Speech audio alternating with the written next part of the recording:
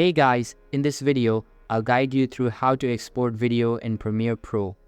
Alright, so let's begin with the video. First, navigate to the File menu and scroll down to Export, then click on Media. If you prefer using keyboard shortcuts, you can hold down the Control key and press M on your keyboard if you're using Windows, or Command and M if you're on a Mac. This will also bring up the Export menu.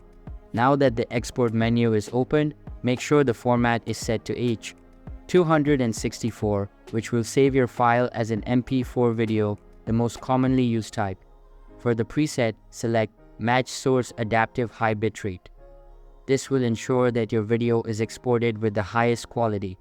Next, click on the blue file name next to Output Name. This will open an Explorer window where you can change the file name and choose where you want to save it on your hard drive.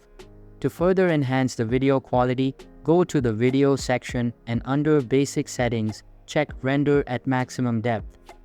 Also, make sure Use Maximum Render Quality is checked. These settings will ensure that your video is exported with the highest possible quality.